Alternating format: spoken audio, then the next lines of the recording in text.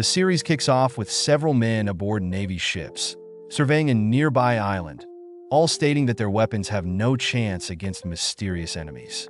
Heading onto the island, we follow several hunters facing the mysterious enemies, a swarm of monster red ants.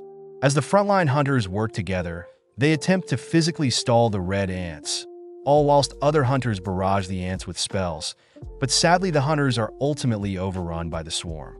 As they all begin begging for their lives, the hunters all note how they are far too low level to be facing such powerful creatures. But just then, Byung-gu, a S-rank healer, arrives. As Byung-gu begins healing the injured, Yun-seok wielding lightning magic and Yunho wielding martial arts skills begin clearing the area of the swarm of red ants. Amazed that the three S-rank hunters were easily able to save them, everyone suddenly senses a greater white ant monster appear, prompting Yun-seok and Yunho to volunteer to defeat the monster, all whilst Byung-gu continues to treat the injured. With both S-rank adventurers dashing towards the white ant, Yunho chooses to wrestle with the creature, giving Yun-seok enough time to prepare a powerful lightning spell, perfectly striking the white ant from behind. As the creature is temporarily paralyzed, Yunho rips off the white ant's two front-facing fangs, leaping back, only to launch one of the torn-off fangs at the white ant, easily carving a hole in the creature's torso with his projectile. With no time to breathe, both S-rank hunters spot swarms of white ants approaching their location, forcing Yuho to awaken his berserker mode and Yun-seok to unleash simultaneous waves of lightning. Cutting to a nearby town on the same island, we spot Guildmaster Choi rally several other hunters in town, all standing off against a swarm of ants. Channeling a single flame spell, Choi signals the start of their raid on the ants, easily incinerating the weaker red ants, only to order his guild to begin attacking the greater white ants. Apparently, 10 years ago, several gates had begun appearing out of nowhere, allowing powerful monsters deemed magic beasts to appear. Seeing as conventional military weapons were useless against these magic beasts, it was discovered that humans began awakening with powers and skills that could rival the appearance of these magic beasts. These people were called hunters. Once a hunter had awakened, they would be given a rank from rank S to rank E, and sadly once someone has awakened, there would be no way of improving one's rank no matter how hard they trained. Cutting to the present day, 3 years later, we see a Mr. Kim sipping on some coffee in preparation for a raid only to greet Park. Mr. Kim learns that Park's wife has recently gotten pregnant again, explaining Park's reason for attending their raid today, as he hopes to earn some extra cash for the family. Just then, our MC, Sung Jinwoo, arrives, greeting everyone as everyone is clearly happy to hear that Jinwoo is here.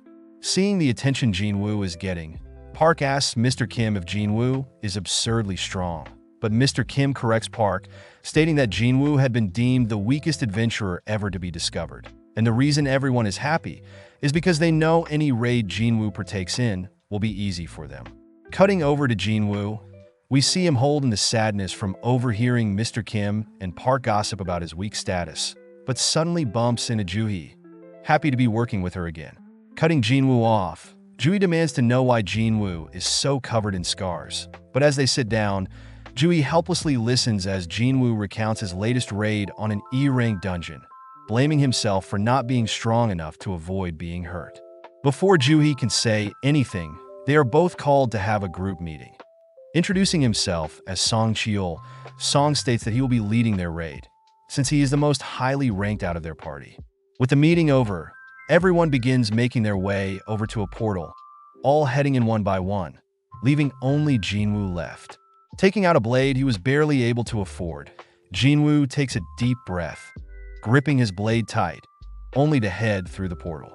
Elsewhere, we follow an old man, Go Gunhee, chatting with one of his employees, mentioning how the items collected upon slaying magic beasts are known as essence stones. Cutting back to Jinwoo, we see that he has managed to slay a magic beast by himself, acquiring an essence stone, but is caught off guard when a goblin sneaks up on him. Able to dodge the goblin's advances, Jinwoo goes in for a strike, but his blade shatters upon impact, leaving Jinwoo wide open for the goblin to stab him. Seeing Jinwoo in trouble, Park runs over to slay the goblin, heading back to help the rest of the group with other monsters. All whilst Juhi is forced to stop Jinwoo from bleeding out. As Jinwoo lies on the floor, he admires Song's magnificent skills, but just then we cut back to Go Gunny talking more about the uses of essence stones. Go Gunny states that stones acquired from slaying magic beasts allow powerful weapons to be crafted, but similar things can be done to mana crystals collected from dungeon raids. Most importantly, Go Gunny states that the government is attempting to harvest energy from these mana and essence crystals, hopefully discovering a brand new way of acquiring energy. Back with Jinwoo, we see that his party had managed to deal with the swarm of monsters and the dungeon's boss, but Jinwoo notices Juhi's serious look. Juhi states that she is seriously worried for Jinwoo, not wanting him to push himself into dangerous situations. Just then, one of their party members points out that there is a tunnel that leads somewhere, catching everyone's attention as they suspect that this may be a double dungeon. Since the party wasn't able to acquire that much loot from their current dungeon, several people reason that they should be able to acquire extra loot, but the group leader Song wants to make sure everyone is on board. Upon taking a vote, Song counts 6 votes for continuing into the second dungeon and 6 votes against, leading only Jinwoo's vote. Thinking about his current situation, Jinwoo reveals that his father had gone missing, his mother is currently hospitalized, and his sister is about to enter college soon. Since he is the only one that can work, Jinwoo votes for entering the second dungeon. Cutting to Guild Master Choi in his massive building, we see him mentioning a hunter by the name of Cha Hae-in. But just then, right outside his building, we see 2 thieves steal a lady's handbag, fleeing on a motorcycle. Before the thieves can escape, Cha Hae-in appears, easily retrieving the stolen bag, only to leap away to avoid being swarmed, having become famous from being a S-rank hunter. Back with Jinwoo and his party, we see him apologizing to Juhi, always thankful for a B-rank hunter like Juhi being there for him, but sees that Juhi is clearly mad at Jinwoo for voting to explore the dungeons. Since dungeons close after a dungeon's boss is defeated, the party note how they have around 20 minutes to spare, but Juhi is pissed that Jinwoo is always putting his life in danger. But to make up for it, she demands Jinwoo take her out for a meal, as a thanks for always taking care of him. Just then, the gang encounter a huge set of intimidating doors, but holding back their fear, they venture onwards. As they enter a massive room, they notice the room automatically light up, spotting various statues littered around the edge of the room. Seeing a massive statue in particular, everyone begins wondering what the challenge of this dungeon could be. But as they begin inspecting the room more, they stumble upon some writing in the room. With the leader Song reading out the commandments of the Kartinon Temple, the commandments state that they must fear, praise, and prove their faith to God, or else they will not leave alive. Just then, the room's doors slam shut, prompting one of their group members to get freaked out, stating that they will personally be leaving. Before the group member can reach the doors, one of the statues suddenly moves, instantly decapitating the group member, leaving everyone in shock. Trying to digest the situation, Jinwoo notes how the group member that was instantly killed was at least D rank. And seeing as that single statue was able to move, Jinwoo turns around to observe the massive statue behind them, breathing heavily as the statue's eyes suddenly glares at him. Having survived death many times, Jinwoo had learned to survive with the most minimal of equipment and instead rely on his instincts. Sensing something from the statue's eyes, Jinwoo cries for everyone to get down, right as the statue's eyes shoot a powerful beam at everyone in the party. With another one of their members incinerated, everyone begins to beg for their life, all whilst Jane racks his brain to figure out how to survive. Seeing that the giant statue has ceased its attacks, several group members state that they should all make a run for it while they still can, but Song orders everyone to stay still, not wanting to provoke the statues. Turning to Jinwoo, Song commends Jinwoo's senses. As if it was not for Jinwoo alerting everyone to the giant statue's eyes, everyone would have been dead. Grateful for the thanks, Jinwoo realizes that Song has lost one of his arms, so the least he could do is help Song stop the bleeding.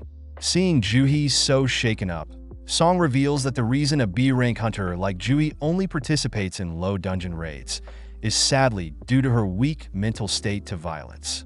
Additionally, Song mentions how although he too has participated in several B-rank dungeon raids himself, He has never faced such a powerful creature like the giant statue, suspecting the creature of being S-rank.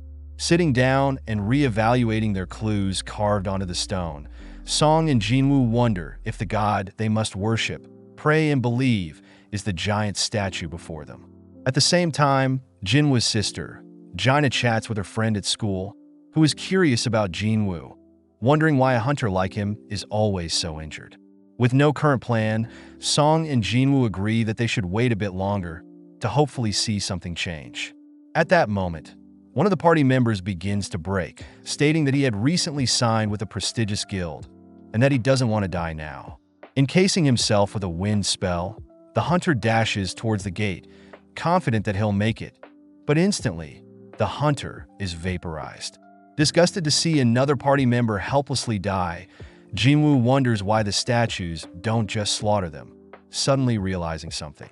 Remembering that the first commandment from the stone is to worship God, Jinwoo begins to slowly stand up, but Song demands Jinwoo not do anything foolish. Upon seeing Jinwoo's determined eyes, Song allows Jinwoo to proceed, prompting Jinwoo to continue to stand up, only to immediately duck and bow his head upon spotting the giant statue's eyes light up. With everyone curious about what just happened, Jinwoo suspects that the giant statue only attacks people when they reach a certain height, therefore they should all bow to the giant statue. Seeing as everyone has bowed their heads, Jinwoo peeks to see the statue's eyes, relieved that the eyes have turned off, but instead the statue dons a terrifying grin. With nothing else happening, everyone notices that they are now allowed to stand up, exciting the party, but Jinwoo notes something is off. Just then, the giant statue stands up, slowly marching towards the members, all whilst holding its terrifying smirk. Thinking about the second commandment, Jinwoo racks his brain on ways to praise God. But out of nowhere, one of the party members suggests that they praise God through words, choosing to kneel before and recite a prayer. As everyone watches as the statue slowly approaches the knelt-down hunter, they all are forced to watch as the giant statue mercilessly stomps on the knelt-down hunter, following up by killing another frightened hunter. Seeing as it is too dangerous to stick together, everyone splits up, prompting Jinwoo to grab hold of the frightened Juhee, dragging her with him. Following Park, we see that he has made it towards the edge of the dungeon, thinking about how he still has a loving wife and kids that he must return to, but sadly one of the night statues cleave Park's body in half. Attempting to come up with a plan, Jinwoo notices Juhee's disturbed expression along with several hunters begging for their lives. Jinwoo digs deeper to come up with a plan. Scanning the statues around the edge of the dungeon, Jinwoo spots a statue with a musical instrument, ordering everyone to head towards that statue. With Song heading to his nearest statue, Song spots the statue playing its instrument, stating that it's safe to head to statues with musical instruments, prompting Mr. Kim to successfully find a statue of his own, only to begin breaking down crying. Jinwoo and Juhee have also arrived at a music-playing statue, but Jinwoo notes that the statue isn't playing its instrument, deducing that only one person can stand below each music-playing statue. Leaving the frightened Juhee beneath the statue, Jinwoo runs to search for another statue, catching the attention of the giant statue. Barely able to spot a music-playing statue, Jinwoo is barely able to avoid the giant statue's advances, but unfortunately wounds up beneath a shield-wielding statue. With the shield statue bringing its shield down on Jinwoo, he barely manages to survive, managing to crawl to a music-playing statue. With everyone now under a music-playing statue, they all spot the giant statue go back to its original location, seemingly turning off. Rushing to Jinwoo's side, Juhee notices Jinwoo's severed leg, immediately applying her healing magic, but Juhee is unable to completely heal Jinwoo, having depleted all her mana. With everyone wondering what now, Mr. Kim speaks up, demanding that Song take accountability, being the leader of the group that agreed to explore this dungeon. Just then, an altar appears in the middle of the dungeon, prompting Jinwoo to realize that the altar aligns with the third commandment, as by believing in God, someone must be sacrificed. Hearing this, Mr. Kim raises his blade to Song's neck, ordering Song to sacrifice himself and atone for his sins. With Song agreeing, Jinwoo thinks about how this is wrong, as everyone voted and agreed as a group. But when Song enters the vicinity of the altar, an orange flame appears. Curious as to the reason for this, Jinwoo asks 2 other party members to help him enter the altar's domain, prompting 3 more orange flames to appear. With Jinwoo attempting to figure out what is happening, Song reminds Jinwoo that today is the 7th day of their dungeon raid, meaning if they wait any longer to defeat this dungeon, the dungeon itself will open. This is referred to as a dungeon break, as the dungeon will act as a portal between the human world and the monsters. With Jinwoo asking for Joo-hee and Mr. Kim to enter the vicinity of the altar as well, we see 6 orange flames in total. But just then, an additional ring of blue flames appear around them along with the dungeon doors opening. As the blue flames begin to disappear one by one, everyone notices the statues along the edge of the dungeon begin to move, fearing what will happen when the statues reach them. Jinwoo is able to figure out that the statues only move when they aren't looking at them. But with the temptation of freedom before them, one of the female hunters beside Jinwoo makes a break for the door, managing to escape successfully, but one of the orange flames disappears. Seeing her escape, another hunter pushes Jinwoo aside, also managing to escape, leaving only 4 remaining. Seeing Mr. Kim tempted by freedom as well, Jinwoo states that they need at least 4 people to stop all the statues, and that once the blue flames all disappear, they can all escape. Sadly, Mr. Kim apologizes in tears, stating that they can't be certain that they can escape, only to escape out of the dungeon himself. Knowing that they will all die soon, Song asks that Joo-hee and Jinwoo leave him, as they need at least 1 person in the vicinity of the altar to keep the door open. As Joo-hee attempts to move, Joo-hee falls to her knees, as her fatigue has finally kicked in. With no other choice, Song and Jinwoo agree that Jinwoo will stay behind, unable to move himself, and Song will carry Joo-hee to safety. When Joo-hee offers to stay behind, Jinwoo states that she must live, handing her the essence stone he obtained, only for Song to knock Joo-hee unconscious, carrying her on his shoulder, only to leave the dungeon. With Jinwoo alone, he attempts to stand off against the swarm of statues, but instead is brutally flung around, ultimately falling onto the center of the altar, bleeding out. As the statues puncture his body with their weapons, Jinwoo cries out that he has a family as well, demanding for a second chance. As everything goes black, a sudden system terminal pops up, stating that Jinwoo has completed the secret quest, Courage of the Weak. The system terminal asks if Jinwoo wants to be given the player status, reminding Jinwoo that his heart will stop in 0.02 seconds, prompting Jinwoo to accept the offer. With his life flashing before his eyes upon accepting the player title, Jinwoo suddenly wakes up in a hospital bed, realizing that his arm is completely fine. Fearing that his leg may still be missing, Jinwoo is pleasantly surprised to see that his leg has also healed, along with the various stab wounds he endured from the statues. Wondering if everything he went through was simply a dream, Jinwoo is interrupted by 2 men from the Hunters Association surveillance team, Woo Jinchul and Kong Taeshik.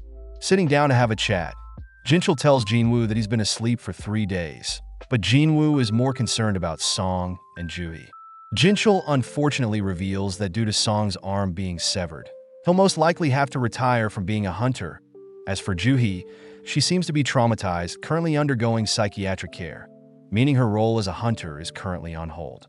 Jinchul calmly repeats to Jinwoo that out of all the party members that entered the double dungeon, only 6 were able to make it out alive, but Jinchul does mention something peculiar.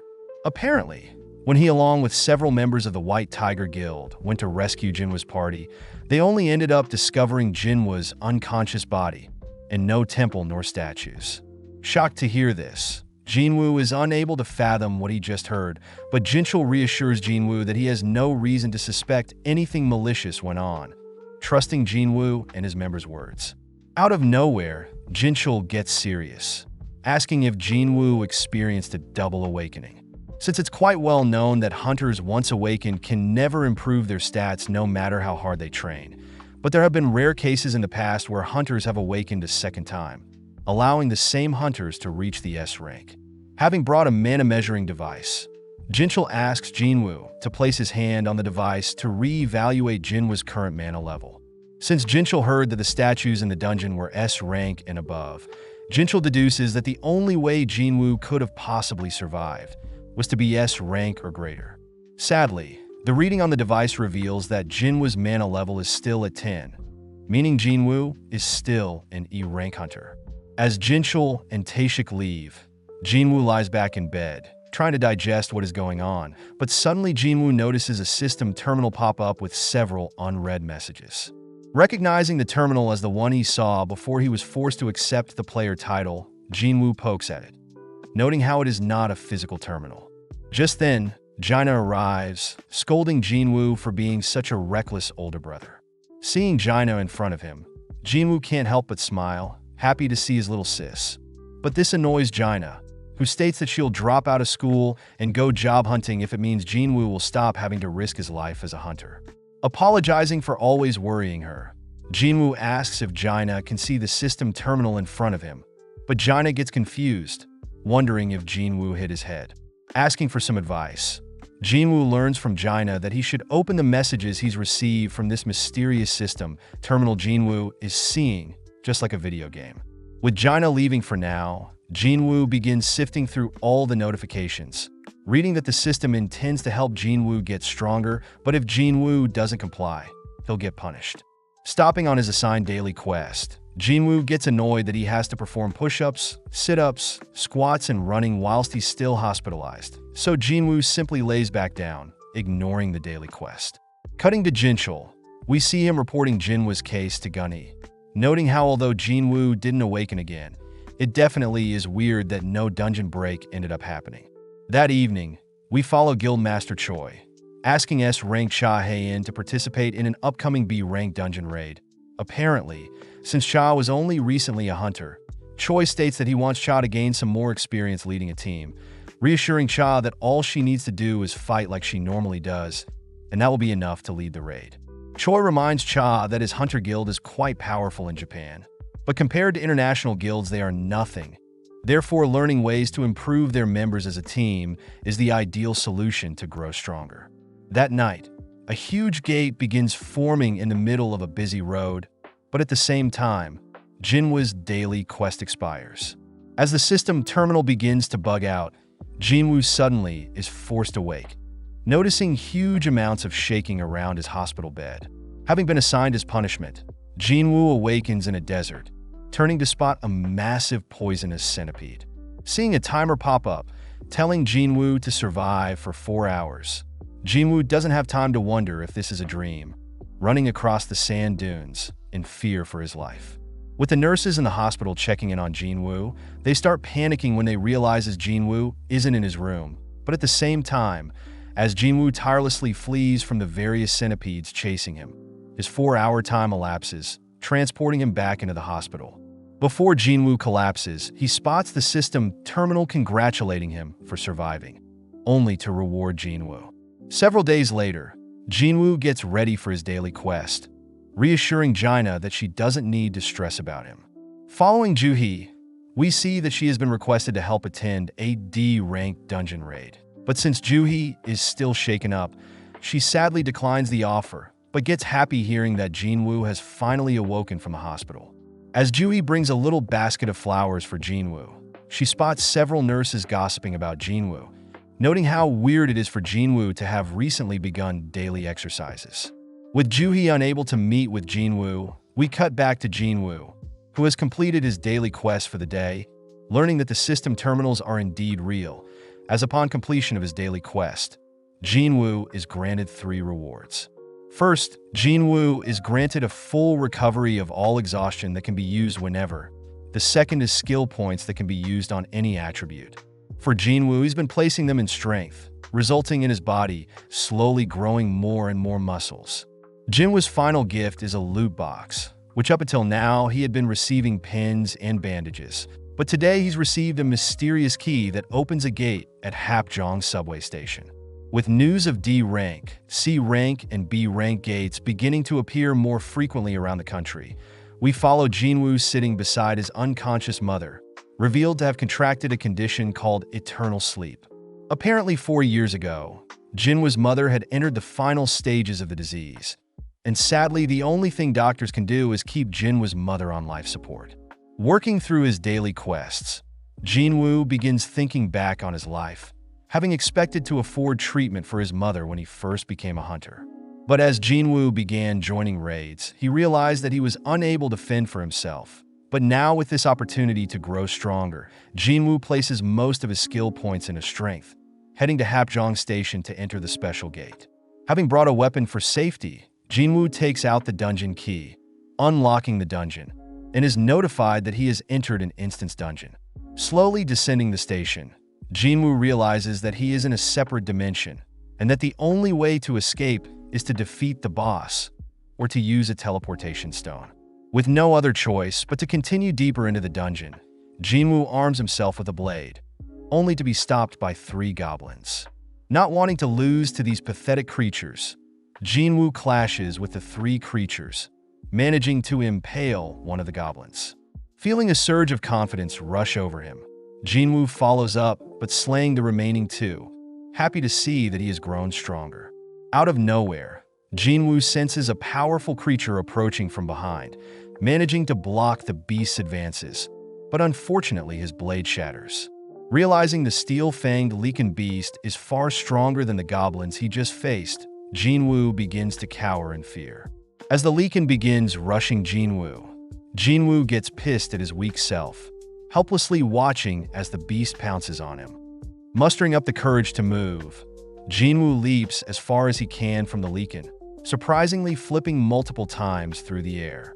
Catching himself in a handstand, Jinwoo pushes off with his arms, noting how light his body feels as he leaps over the Leaken.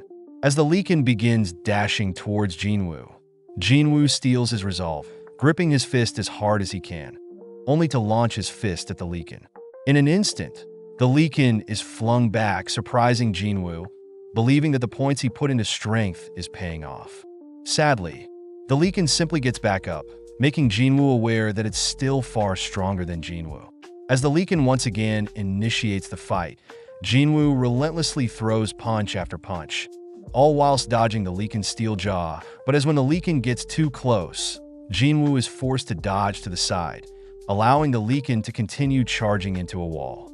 Seeing that the Leaken hasn't sustained an ounce of damage, Jinwoo begins running to buy time, racking his brain for a solution to defeat the creature. Having only brought food and water, Jinwoo wonders how he'll get a powerful item to slay the creature, suddenly realizing something. As the Leaken continues to hunt Jinwoo down, Jinwoo stops to open his player inventory, reaching in and grabbing a powerful sword. Right as the Leaken reaches Jinwoo uses his new sword, easily splitting the creature in 2 with a single slash. Trying to make sense of what just happened, Jinwoo states that the blade apparently belonged to Mr. Kim, having paid 3 million for the special sword, all whilst acquiring a title and being notified of a level up. Sensing 2 more Leakens approaching, Jinwoo states that he has no longer any reason to fear the creatures, gripping his new weapon. But as the Leaken begins to fastly approach, Jinwoo realizes that his sword is lodged into the ground, managing to barely free, right as the Leakens attack. With one Leaken dodging Jinwoo's initial slash, the other manages to bite down and restrain Jinwoo's blade. Amazed at the grip strength of the Leaken's steel fangs, Jinwoo manages to kick the Leaken holding onto his sword, instantly cleaving the creature into 2. Knowing that the Leakens don't even compare to statues in the double dungeon, Jinwoo turns to the second Leaken, only for the creature to retreat. Sitting down to assess his stats, Jinwoo realizes that he has reached a level of 2, noting how his level never changed when he did his daily quests, but reasons that he only levels up during real combat. Additionally, Jinwoo notes that upon leveling up, his wounds have been healed and that each of his 5 stats have risen by a single level, making leveling up more efficient than daily quests that only yield 3 skill points. Wondering what a single skill points does to his overall body, Jinwoo reasons he should think about these things later. Heading over to retrieve the essence stones from the monsters he's slain, Jinwoo is surprised to see the system notify him that he has received a monster drop instead, a Leaken's tooth. Navigating around the system terminal, Jinwoo notices a store, sad to see that he's too low level to purchase any items. opting to sell his most recent leaken tooth for 20 gold instead. Wondering how much the system's gold is compared to his world's gold, Jinwoo once again brushes that question aside, stating that he must defeat the dungeon boss if he wants to leave. Knowing that he must get stronger first, before he can take on a dungeon boss by himself, Jinwoo suddenly spots the Leaken that fled earlier, having returned with a pack of lichens. Charging head first into the pack of lichens, Jinwoo begins to slay one Leaken at a time, stopping to assess the situation, thinking about what he could achieve with this new-found gift. Relentlessly dismantling the swarm, multiple level-up notifications can be seen as Jinwoo continues to carve through the pack, but at the same time, the gate that appeared on the road continues to grow in size, with no hunters arriving to take care of it. Having acquired the Wolf Assassin title, Jinwoo is seen victorious and all covered in blood, but sad to see that his sword will break soon. Reading up on his new Wolf Assassin title, Jinwoo is amazed to see that his attacks against animal-type monsters are boosted by 40%, and that he has acquired 34 wolf fangs, 2 worn daggers, a traveler's cloak, and surprisingly a teleportation stone. Wondering if he should use the teleportation stone to leave, Jinwoo wonders if he'll ever get another one of these instance dungeons again, reasoning that it can't hurt to explore the dungeon a little more. Cutting to Juhee, we see her receive a call whilst out on a midnight stroll, learning that a dungeon nearby has opened, and they are in need of a healer. As Jinwoo makes it deeper into the dungeon, he begins noticing his battles against various magical beasts growing easier and easier. Jinwoo realizes that the red text he saw for the Leaken had now turned white, meaning white text represents weak monsters, orange represents moderate monsters, and red means difficult monsters. Happy to have reached level 15, Jinwoo notes how he no longer can level up with the weaker magical beasts, reasoning that it's time to head downstairs to face this powerful aura he's been sensing. Upon reaching the bottom of the stairs, Jinwoo is weirded out by the decrepit station, but out of nowhere an attack suddenly sends Jinwoo flying against the wall, barely able to block the attack, but the attack instantly shatters his sword. Appearing from a stream of water, the blue Venom-fanged Kasaka floor boss appears, with an orange text. Scanning the creature, Jinwoo notes the floor boss's tough skin, rushing to engage the approaching snake, but leaves no dent due to the creature's tough skin. Circling around, the floor boss begins chasing Jinwoo through the station, helplessly body slammed into the stream of water, only to barely survive the creature's entrapment in the water. Flung across the station's platform, Jinwoo watches as the snake tosses a train at Jinwoo, scrambling to evade the oncoming projectile. Moving in on Jinwoo, the floor boss manages to pin Jinwoo to a wall, smashing him through said wall, pissing Jinwoo off as he demands to know why he hasn't grown stronger the slightest bit. Knowing that no one will come to save him, Jinwoo is smashed into the station's ceiling, falling onto the ground, but Jinwoo has clearly had enough. Stabbing and evading the creature's advances, Jinwoo knows that compared to the S-rank statues, this creature is nothing, opting to ditch his blade to cling onto the snake. Choosing to bet on his raw strength, Jinwoo begins tightening his grip around the snake's neck, watching as the snake squirms and flails around, only to collapse. With the system notifying Jinwoo of his level ups, Jinwoo smirks, happy to see that he has indeed grown stronger, having just defeated a dungeon by himself. Additionally, Jinwoo notices that he has acquired Kasaka's Venom-fanged dagger, a blade double the attack of Mr. Kim's sword, even applying a drain and a paralysis effect on enemies, along with Kasaka's Venom Gland, a potion that seems too risky to use. Just then, the system notifies Jinwoo of his completion of the dungeon, reverting the station back to normal, prompting Jinwoo to exit from where he came from. Upon reaching the exit, Jinwoo finds it weird that no one is around, but he suddenly hears a military officer call out. Demanding to know why Jinwoo just appeared out of the station, the officer apologizes upon learning that Jinwoo is a hunter, guiding Jinwoo to a dungeon break nearby. Apparently, the dispatch hunters were able to clean up most monsters, leaving only the dungeon boss, which Jinwoo can sense with his new level. Upon arriving on the scene, Jinwoo is able to sense that there are 8 E-rank hunters and 2 D-rank hunters, all struggling to break through the dungeon boss's defense. Suddenly, Jinwoo spots Jui. Sad to see that she still hasn't recovered from the trauma from the double dungeon. But this only motivates Jinwoo to step in. With the broken sword he's still holding, Jinwoo cocks back the blade, propelling the sword through the dungeon boss's skull, allowing the other hunters to subdue and finally defeat the boss. As the hunters are relieved to have defeated the boss, one of the knights gets stressed, knowing that they must have been helped by a monstrous hunter, able to pierce the dungeon boss's defenses with a single strike.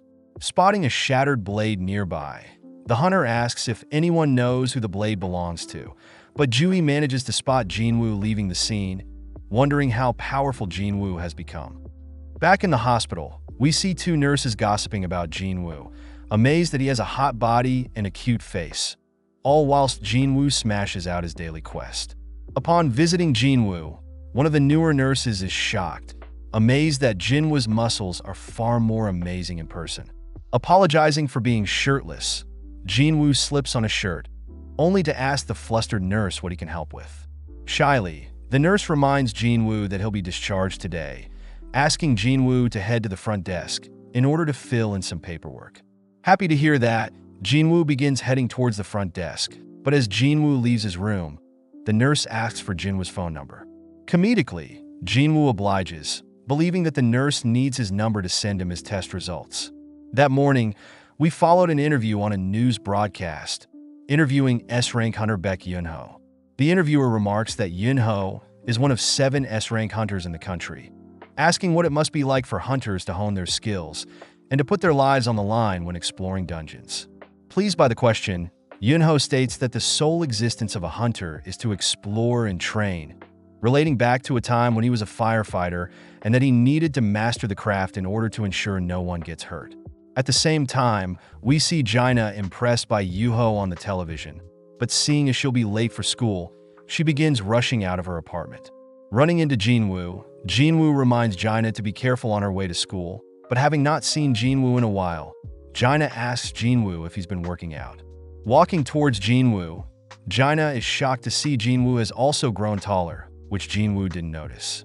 Before Jaina leaves, Jinwoo forces Jaina to take an umbrella, wishing her a safe trip. Checking his daily quests, Jinwoo notes that he'll finish his required 10-kilometer run later today.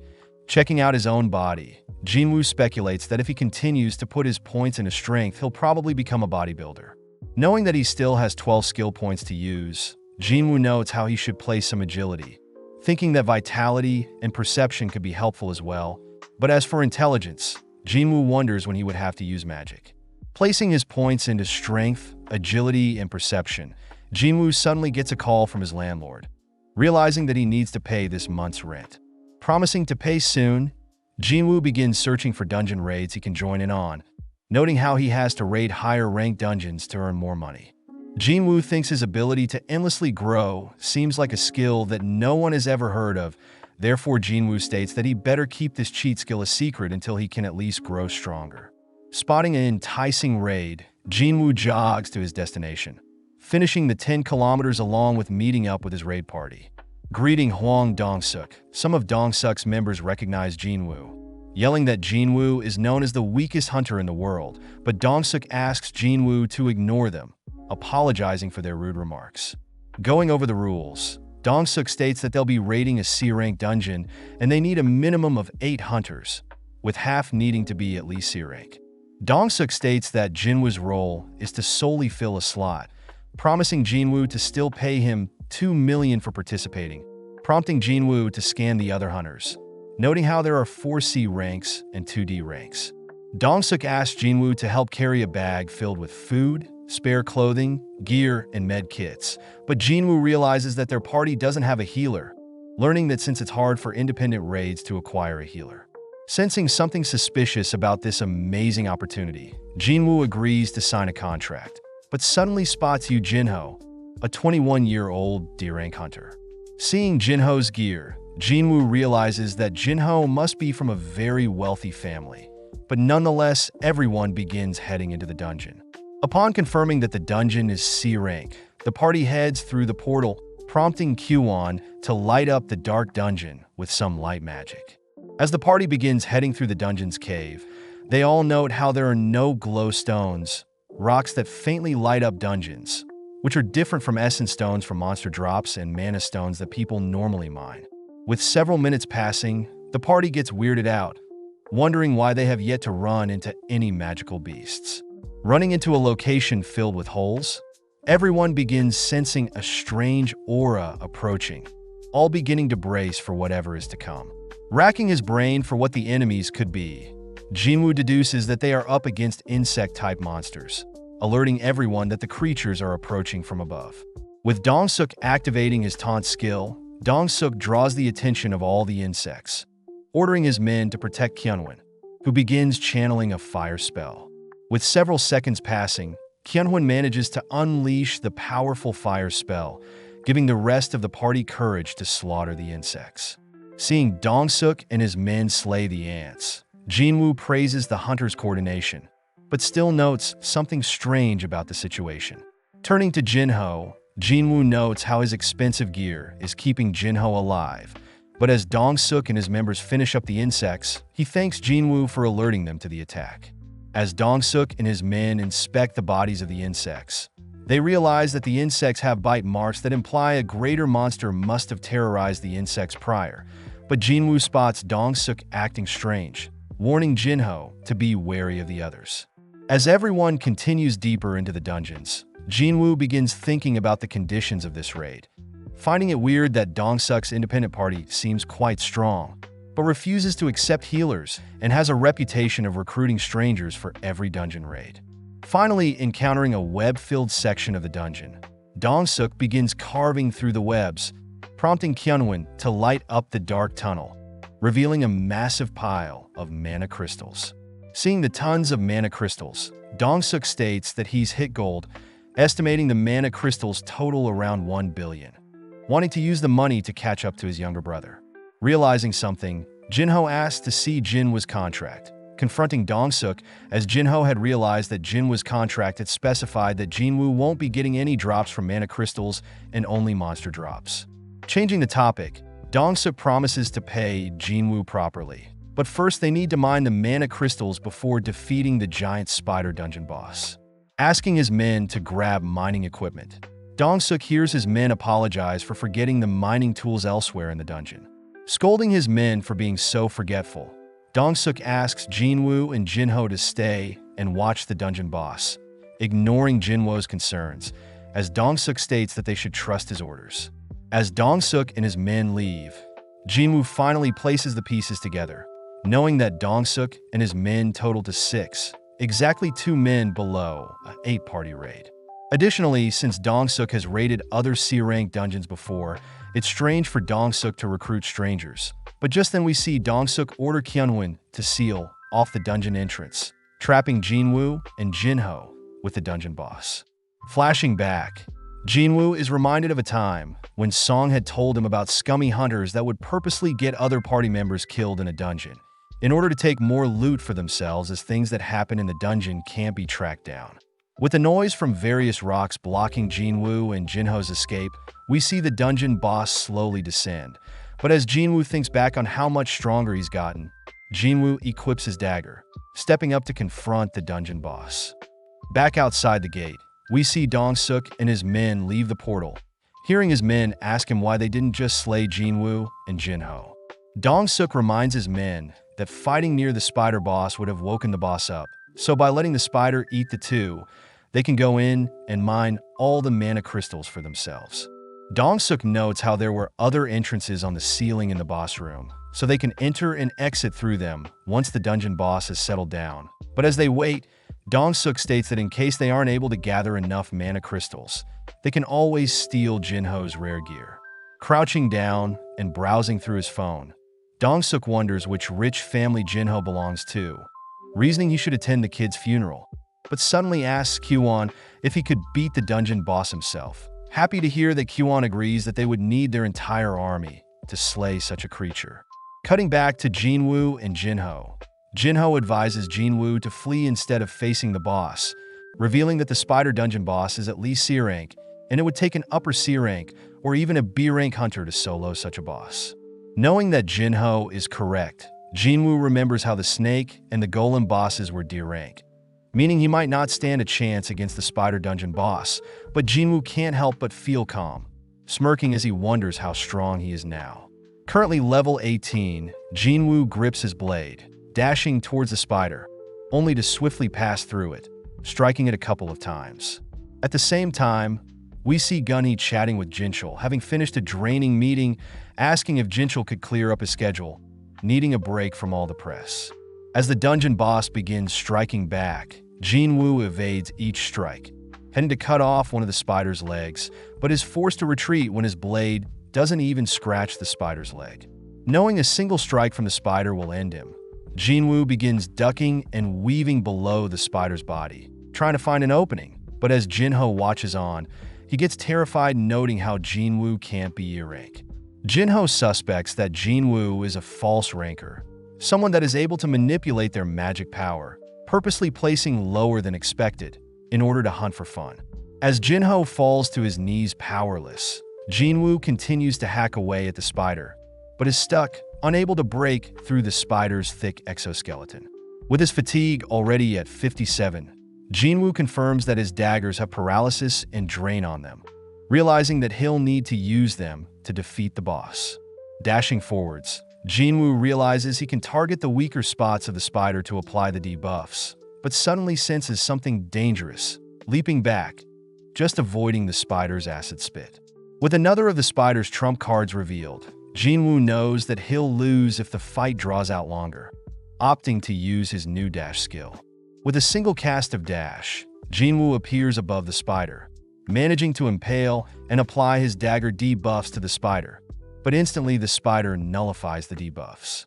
Knowing that he needs to keep applying the debuffs, Jinwoo speeds up, amazing Jinho as he tries to keep up with Jinwoo, but as Jinwoo sees an opening, he realizes that his fatigue has hit 70, giving the spider an opening to knock Jinwoo aside. As the spider scurries over to Jinwoo, it raises its claw to pierce Jinwoo, but right before it does, Jinwoo is reminded of his full recovery from his daily quests, barely activating it and escaping right before he's impaled. Once again above the creature, Jinwoo lands cleanly on the spider's face, impaling each and every one of the spider's eyes, successfully stacking paralysis and drain repeatedly until the spider collapses. Just like that, Jinwoo had soloed a C-rank dungeon boss, gaining a couple levels and grateful to have kept the full recovery for occasions like this.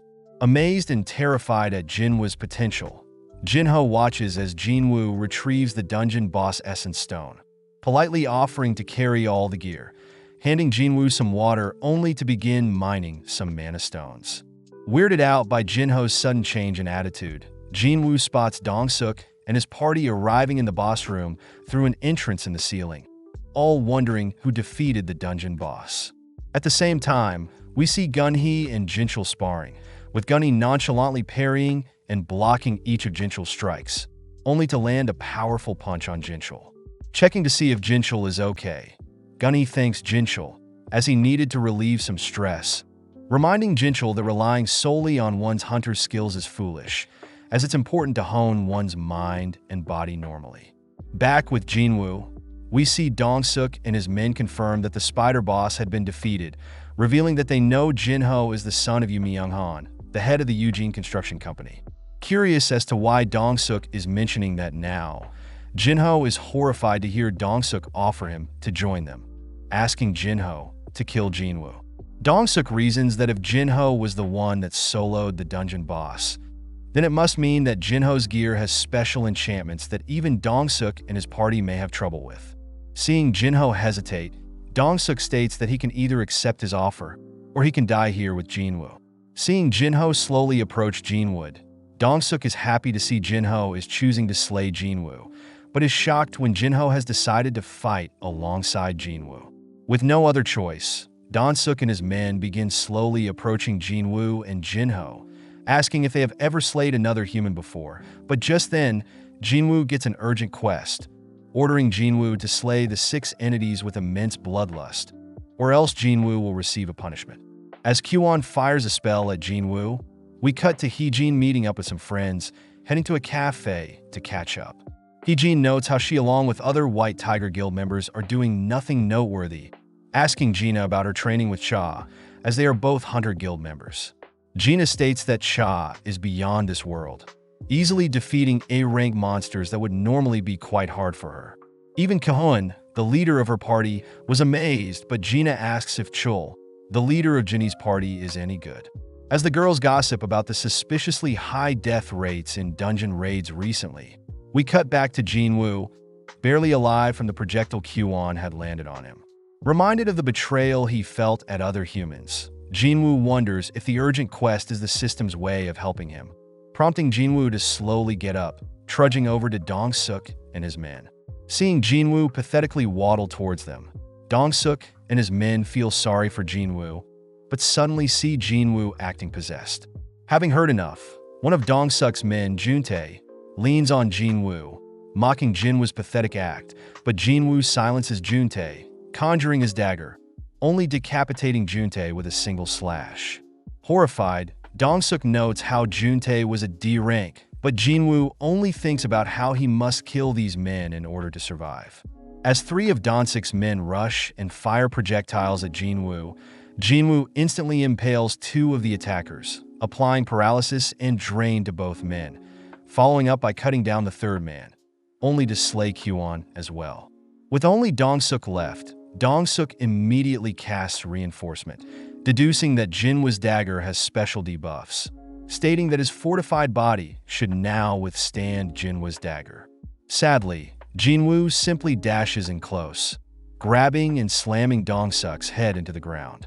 Completely defeated, Dong-suk begs for his life, offering to pay Jinwoo any amount of money he wants, but Jinwoo reminds Dong-suk that he tried to kill him 3 times. Pissed at Jinwoo's attitude, Dong-suk cries that his brother is very strong, but Jinwoo ignores his cries, decapitating Dong-suk and finishing up his urgent quest.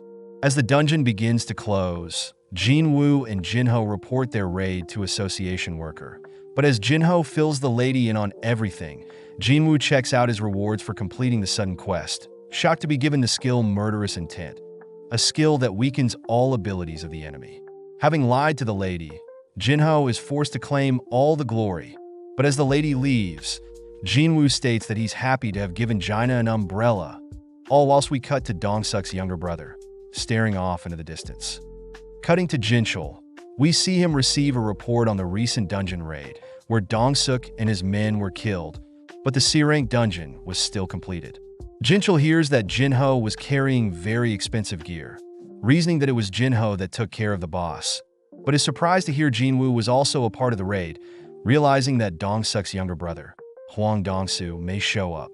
Back with Jinwoo, we see him arriving home, exciting Gina as he's brought fried chicken home. On top of that, Jinwoo mentions how he can cover his mom's hospital bill along with their living expenses for a while, piquing Gina's interest as she notes Jinwoo is normally more frugal. As the two sit down to munch on the fried chicken, Gina asks about Jinwoo's recent raid, believing that it must have been pretty easy with other higher rank hunters. Thinking back on the raid, Jinwoo notes how he was quite cold back there, easily able to dismantle a whole group of humans, wondering if the system is changing him for the better.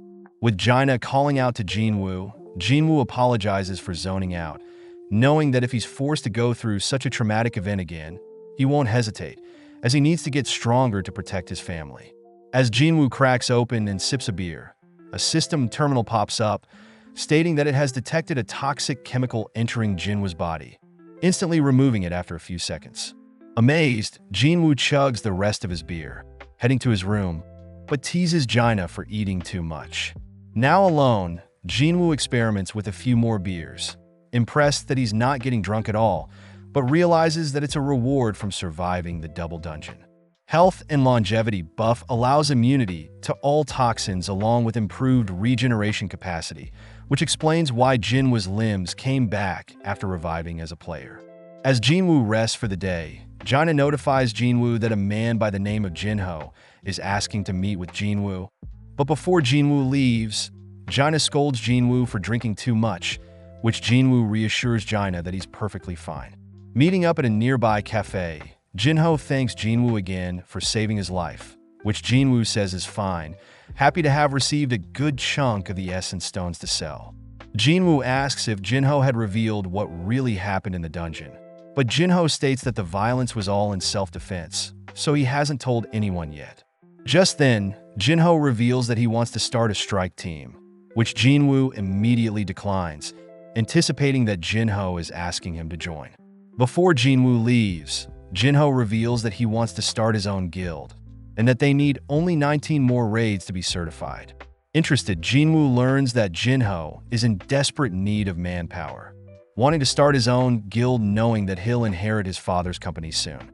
Jinwoo notes how Jinho is the second son to the prestigious Eugene Construction Company, surprised that Jinho's father wants to start a guild for themselves.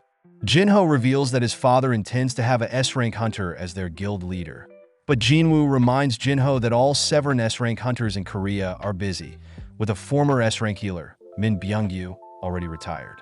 Jinwoo realizes that Jinho's father intends to steal a S-rank hunter from another guild, warning against that as it may start political war, but Jinho states that he wants Jinwoo as their leader, believing that Jinwoo is already at least a B-rank hunter. Knowing that he nor his brother can lead their new guild, Jinho hands Jinwoo the location of their new guild building, stating that Jinwoo can have the $30 billion building after he completes 19 raids for their guild. Shocked at the amazing offer, Jinwoo calms himself, reasoning that he will probably become a S-rank or greater hunter in no time. Therefore, this $30 billion offer is nothing. As Jinwoo attempts to leave, Jinho cries that in exchange for Jinwoo's cooperation, he promises to never reveal Jinwoo's true power no matter what.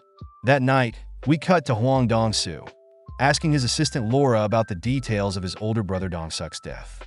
Dong-soo wonders what happens if he murders another person in another country, prompting Laura to state that murder can lead to the death penalty, but in some cases, the murderer may be evicted to their home country, where they could possibly bargain for a lighter punishment. Happy to hear this, Dong-soo asks when he's free, disappointed that he'll have to wait, but takes a mental note of Jinho and Jinwoo. The next day, Jinwoo and Jaina are preparing to work out together, both jogging alongside each other as Jinwoo asks Jaina what she would do with $30 billion. Surprised by the amount, Jaina states that she would pay for her mother's hospital bills, along with her school tuition. As for the rest, she doesn't know. Hearing this, Jinwoo speeds up, leaving Jaina alone, completing his daily quest for the day. Just then, Jinwoo realizes that the system had logged 11 kilometers out of 10, wondering how far the system will track his exercises, once again leaving Jaina in the dust in order to complete double of what is required. Suddenly, Jinwoo notices his daily quest reveals itself as a hidden quest, granting Jinwoo a full recovery, ability points, a blessed and accursed loot box. Opening up the blessed loot box, Jinwoo is stunned to receive a demon castle key of S-rank difficulty, smirking as he realizes something. The demon castle supposedly has the elixir of life, a magic that can cure all illnesses, prompting Jinwoo to visit his bedridden mother.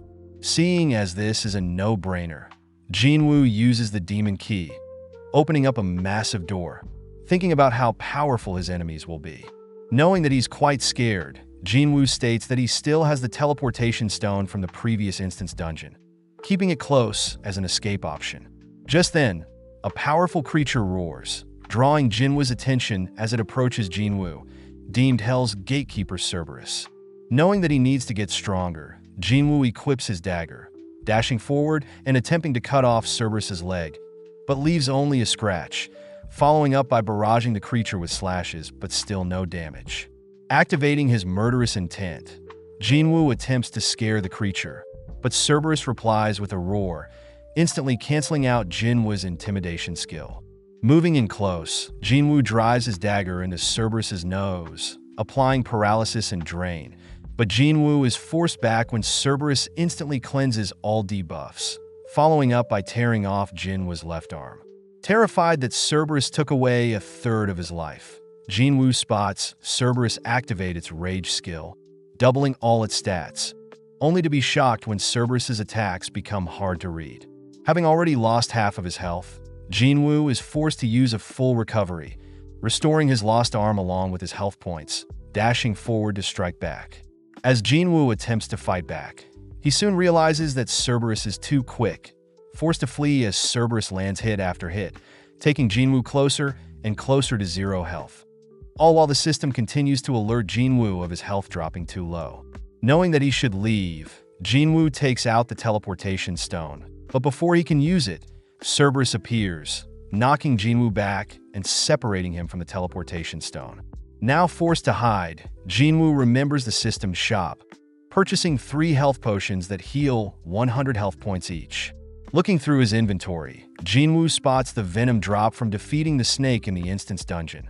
Drinking the potion knowing that any debuffs will be instantly removed, leaving only the potion's 20% physical boost. Just then Cerberus appears, forcing Jinwoo out from hiding. But Jinwoo notes how Cerberus's rage skill has expired. As Jinwoo attempts to move in close with his dagger, Jinwoo is sadly caught by the jaws of Cerberus, dropping below 1,000 health points, but Jinwoo finally is close enough. Gripping his dagger, Jinwoo repeatedly punctures Cerberus's eye with his blade, ultimately forcing Cerberus to drop dead, relinquishing Jinwoo as his newly acquired levels heal him. Checking out his monster drops, Jinwoo spots a Demon Castle door key, an item that he can access along with a fraction of the materials needed to craft the elixir of life.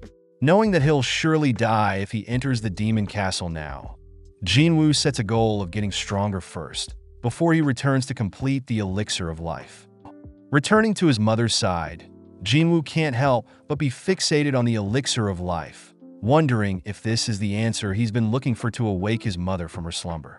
Knowing that he can only find and craft the elixir in the Demon Castle, Jinwoo knows that he is too weak at his current state, promising to get stronger. Cutting to a nearby cafe, Jinwoo agrees to help Jinho with completing 19 dungeon raids, but Jinwoo states that he only agrees if Jinho and himself are to raid the dungeons. Completely stunned by Jinwoo's conditions, Jinho reminds Jinwoo that they'll be raiding C-rank dungeons and that they need a minimum of 8 people per dungeon raid. Jinwoo simply says Jinho can find randoms that will fill in the positions, just like what Dong-suk did, but Jinho is worried that himself and Jinwoo are still too weak. Jinwoo states that by having only himself and Jinho enter the dungeons, they can guarantee that no one else gets injured, and plus having a clean record after 19 dungeon raids will surely impress Jinho's father, inspiring Jinho to agree to Jinwoo's conditions. Cutting to Cha Hae-in, we see Cha flawlessly exercising, sprinting around a racetrack only to stop for some water. As Cha cools off with some stretches, she calls out to the mysterious man that has been watching her, impressing the man as he hands Cha a business card belonging to Eugene Construction Company, Yoon Gil. Following Jinho and his father, Jinho listens as his father reminisces on the past 10 years, with the world being flipped on the resources found in the dungeons. Jinho's father notes how powerful the Hunter Association is, belonging to the government, and is solely responsible for classifying hunters' strengths along with keeping track of dungeon appearances.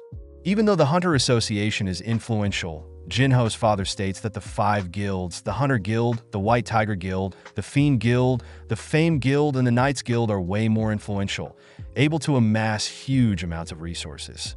Jinho's father reiterates that they themselves must start a guild, prompting Jinho to think about how powerless he is, wondering how he can impress his father. Back with Jinwoo, we see him completing his daily quest, sad to see that he isn't able to surpass the required daily tasks. Accepting his rewards, Jinwoo wonders if he can get another special key to an instance dungeon. But upon opening a loot box, Jinwoo is disappointed to see only a bingo ticket. Heading through town, Jinwoo notes how 3 skill points won't be enough progress, racking his brain to think of ways to get stronger. Knowing that the 19 dungeon raids will be good, Jinwoo wonders if he can level up in the penalty zone by defeating those centipedes, but realizes it'll be a waste of time if the centipedes don't level him up. Just then, Jinwoo receives a notification asking Jinwoo to join a D-rank dungeon raid.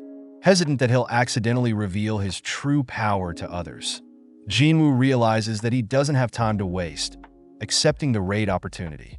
Cutting to Song, we see him sparring one of his students, happy to see that his student is growing quickly, but is still unable to defeat Song even though Song only has one hand. Just then, Song receives the same notification as Jinwoo, asking Song to attend a D-rank dungeon raid. But Song wonders if he should even go. Song's student asks if Song intends to retire soon, prompting Song to agree that he might end up being a hindrance if he attends the dungeon raid. But Song states that he plans to do everything he can before he leaves this world. Cutting to Mr. Kim, we see him admiring his adorable daughter, revealing to his wife that he had received a dungeon summon. But this only gets Mr. Kim's wife to ask Mr. Kim to not go. Picking up his youngest daughter, Yoonji, Mr. Kim reminds his wife that they'll need money to place Yoonji through kindergarten and their older daughter through junior high. Seeing as her husband is right, Mr. Kim promises to return safely, reassuring his daughter Yoonji that he is very strong.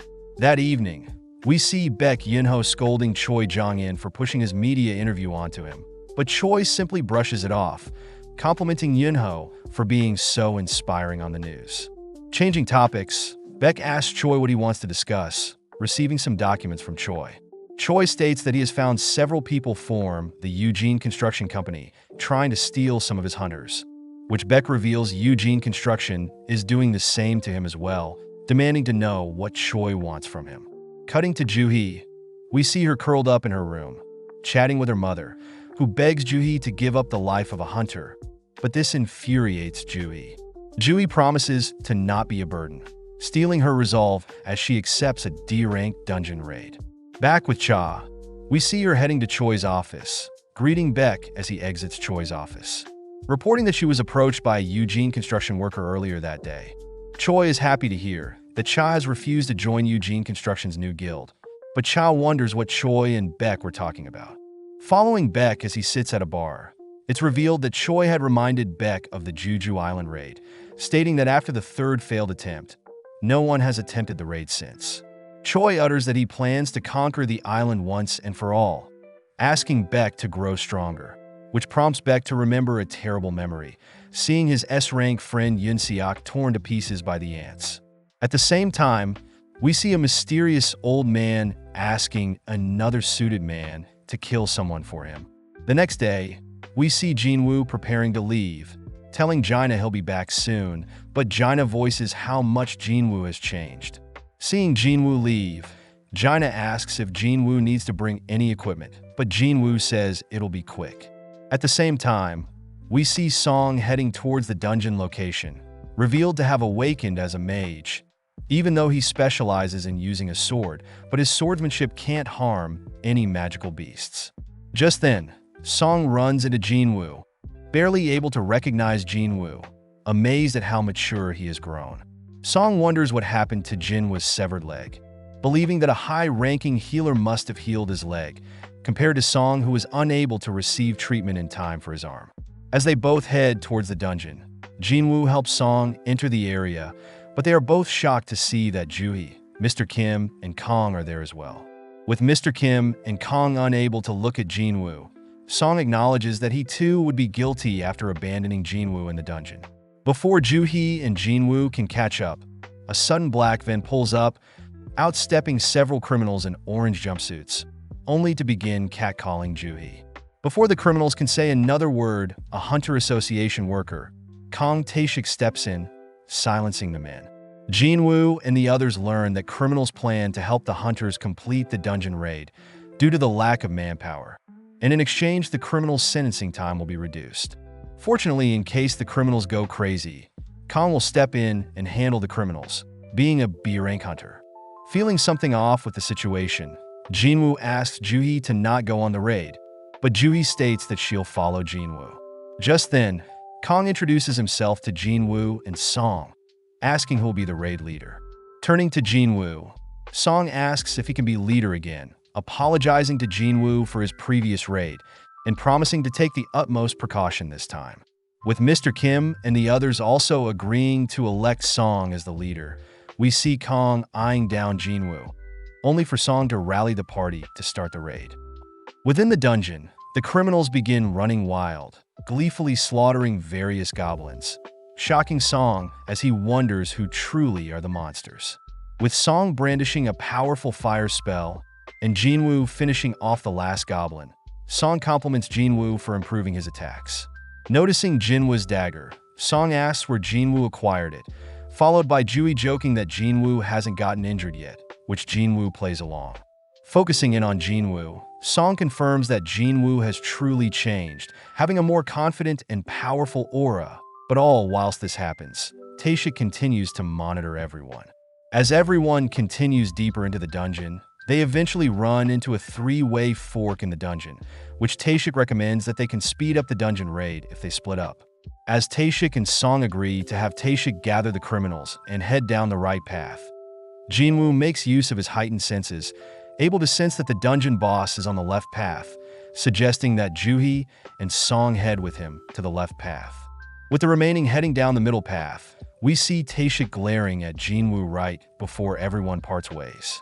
Following Mr. Kim and Kong, we hear the two discuss how easy this dungeon is, reminded of the double dungeon where they abandoned Jinwoo.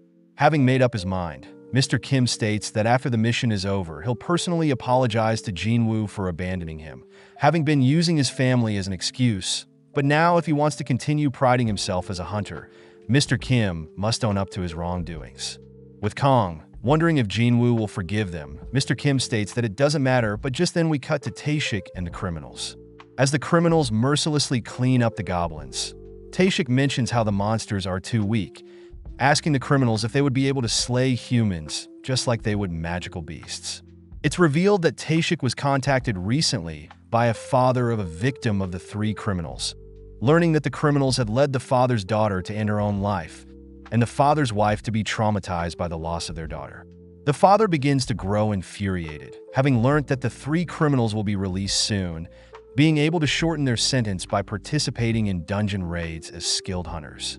Kneeling down, the father offers to pay Taeshik $3 billion, and in exchange Taeshik is to kill the three criminals in the dungeon, where there will be no evidence of what happened.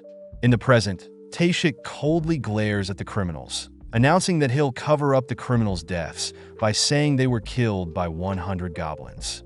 Cutting back to Mr. Kim and Kong, we see the two have stumbled onto the same path as Taeshik and the criminals, watching in disbelief as Taeshik strangles the last remaining criminal. Taeshik realizes that Mr. Kim and his tunnels are connected, meaning that Jinwoo's path leads to the boss room. But seeing as there are witnesses, Taeshik decapitates the last criminal, slowly approaching Mr. Kim and Kong. Cutting to Jinwoo, we see him remembering that he had met Taeshik in the hospital, but suddenly everyone hears a blood-curdling scream, prompting Jinwoo and the others to rush towards the noise. Upon reaching the sound, Jinwoo and the others are stunned to see the criminals dead, along with Kong brutally slaughtered.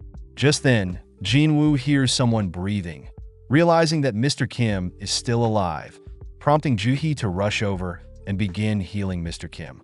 Seeing Mr. Kim's wounds, Song realizes that the injuries are not from magical beasts, as the wounds were precisely placed away from vital areas, meant to torture the target alive as long as possible. With Mr. Kim not recovering, Mr. Kim mutters that he should just die, but Jinwoo cries that Mr. Kim must live on for his family, making up the excuse that Mr. Kim must live so Jinwoo can hate him. Sad to not be able to officially bow and apologize, Mr. Kim uses his last remaining words to beg for forgiveness from Jinwoo, only to finally pass away. Just then, Taeshik appears from the ceiling, diving towards Juhi with his blade, but Jinwoo perfectly catches Taeshik's hand, impressing Taeshik as he wanted to take out the healer first. Song demands to know why a member of the Hunter Association is acting so crazy, but Taeshik cuts Song off, revealing what he plans to report. Taeshik states that he'll report the criminals who slaughtered Jinwoo and the others. And when the criminals attempted to attack Taeshik, Taeshik had no choice but to put down all the criminals, grinning at his own scheme. With Jinwoo pissed at Taeshik's disgusting words, Song asks everyone to step back, picking up Mr. Kim's blade and offering to slay Taeshik himself. Song begins assessing the situation, knowing that Taeshik is B rank, a rank higher than his C rank. But Song calls for Juhi to enhance him with a physical enhancement spell, betting on the fact that an assassin type like Taeshik will have a weak defense. Happy to be challenged, Taeshik reveals that he knows Song is a mage type, dashing in to strike Song down, but Song manages to parry the blow. As Taeshik mocks Song's pathetic swordplay, Song manages to cut Taeshik in half, but realizes that it was Taeshik's afterimage. Going on the offense, Song continues to force Taeshik back, impressing Jinwoo as Song is able to barely keep up with Taeshik's agility. But Taeshik speeds up, ultimately outmatching Song and lands a slash on Song. As Jui steps up to heal Song's wounds, Taeshik takes the opportunity to cut Jui down, but Song catches up, forcing Taeshik to focus on him. Annoyed that Song is giving him such a hard time, Song reveals that he is currently teaching a S-rank hunter, but Taeshik simply speeds up faster, cutting Song up as he darts around the dungeon. With Jui no longer able to cast any spells, Taeshik slowly approaches the wounded Song, opting to end their duel, but suddenly Song reveals a powerful fire spell, encasing Taeshik in fire. Sadly, Taeshik managed to barely escape, commending Song's sly tactics. As Taeshik begins to bring his blade down on Song once and for all, Jinwoo suddenly intervenes, forcing Taeshik to leap back, demanding to know how Jinwoo appeared in front of him. Jinwoo reiterates that he is an E-rank hunter, but Taeshik knows that Jinwoo is way too fast to be an E-rank hunter, wondering if Jinwoo is an assassin type 2. Taeshik deduces that Jinwoo must be hiding his powers, remembering Jinwoo as that boy that survived the double dungeon, deducing that Jinwoo has in fact double awakened.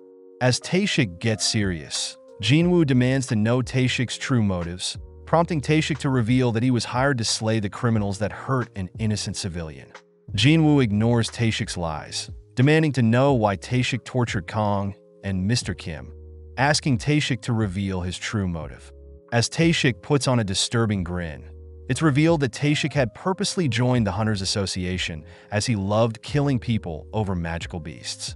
As Taeshik leaps forward, he begins clashing blades with Jinwoo, vanishing as Jinwoo cuts his afterimage. With both Jinwoo and Taeshik speeding up, Song is shocked to see Jinwoo's immense speed, but Jinwoo and Taeshik note how they are both similar in strength and speed. Taeshik states that his battle experience will ultimately allow him to win against Jinwoo, kicking some dust into Jinwoo's face, only to swiftly cut Jinwoo up. Seeing Taeshik so gleeful, Jinwoo notices that a system terminal has appeared, having sent someone with bloodlust nearby, and has assigned Jinwoo to slay them. Now with no other option, Jinwoo begins to relax, hopping from side to side, which weirds Taeshik out, but suddenly Jinwoo dashes in close, landing a slash on Taeshik, which applies poison. As Jinwoo continues to barrage Taeshik with strikes, Taeshik praises Jinwoo's movements, suddenly disappearing as he reveals his stealth skill, able to hide his body, sound, and scent from the enemy, a rare skill even among assassins.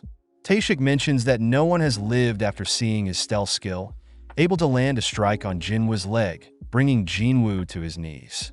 When Jui cries Jinwoo's name, Taeshik orders Juhi to be quiet, but seeing Taeshik bully Juhi, Jinwoo makes use of a full recovery, standing back up. Shocked to see Jinwoo use a healing spell, Taeshik senses a potent aura from him, which Jinwoo utters that he shouldn't waste his anger and scum like Taeshik. Seeing Jinwoo's cold glare, Taeshik deduces that Jinwoo has also taken another human life, declaring that great power is a curse in itself. As Taeshik disappears, he dashes to cut down Jinwoo, but Jinwoo nonchalantly blocks all of Taeshik's strikes, able to sense incoming attacks based on Taeshik's killing intent. As a final trump card, Jinwoo activates his murderous intent, finally able to pin down Taeshik's location, only to drive his dagger into Taeshik's body. As Taeshik lays on the dungeon floor defeated, he congratulates the monster that Jinwoo is, asking who Jinwoo truly is. Jinwoo reveals that he doesn't know, but as the bleed effects of Jinwoo's dagger start tearing away at Taeshik's body, Taeshik grins, spotting Jinwoo's shadow blend in with the infinite void of the dungeon's darkness. Having won the duel, Jinwoo is awarded skill points and a rune stone for the stealth skill, but Jinwoo can only think about how much of himself he's losing the stronger he gets. With Juhi and Song thanking Jinwoo, Jinwoo asks the two to leave the dungeon, personally heading to defeat the dungeon boss. Cutting to Jinchul, we see him arrive on the scene, thinking about how he knew Taeshik was suspicious, but wonders who could have killed him. Upon seeing the survivors, Jinchul is shocked to see Jinwoo, amazed that he looks like a different person. Getting straight to the point, Jinchul demands to know who killed Taeshik, but before Jinwoo can reveal it was him, Song speaks up announcing that he along with Jui defeated Taeshik, which Jinchul finds suspicious, but asks Song and everyone to report what happened. Seeing Jinchul now, Jinwoo realizes that Jinchul has an immense aura, being an A-rank hunter, but thanks Song for covering up his power. With the man that hired Taeshik arrested, we cut to Jinwoo and Jui finishing up their reports, only for Juhee to show Jinwoo the essence stone he gave to her in the double dungeon. A couple of minutes earlier, Jui had confessed that she knows she is surprised by Jinwoo's change, admitting that she herself should be taking on A-rank, B-rank, and C-rank dungeons. Jui does mention that she was able to meet Jinwoo through taking on weaker dungeons, handing Jinwoo back the essence stone he gave her.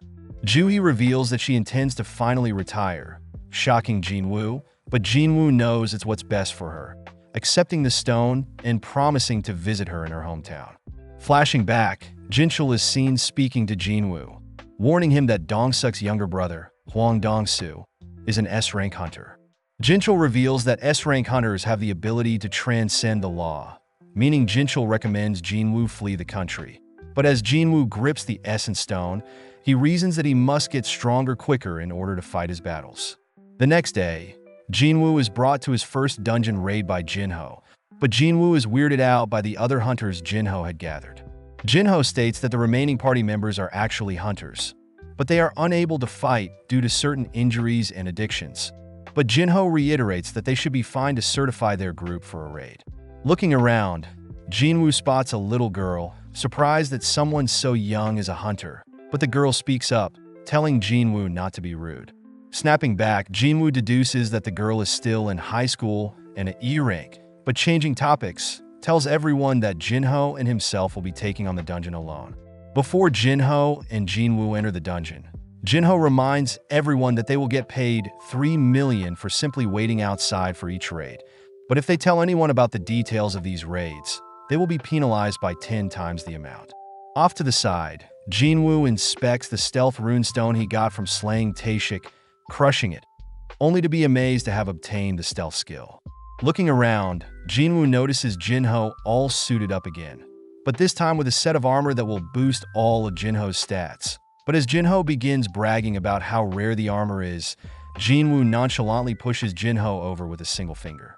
Realizing that he'll be a burden to Jinwoo, Jinho takes off everything but his helmet, both heading into the dungeon, all whilst the other party members begin worrying whether they'll make it out alive, scolding them for underestimating the dungeon. At the same time, we cut to Jino at school, sad to see that her best friend Songi is skipping school again, who is revealed to be the young girl in Jinwoo's party.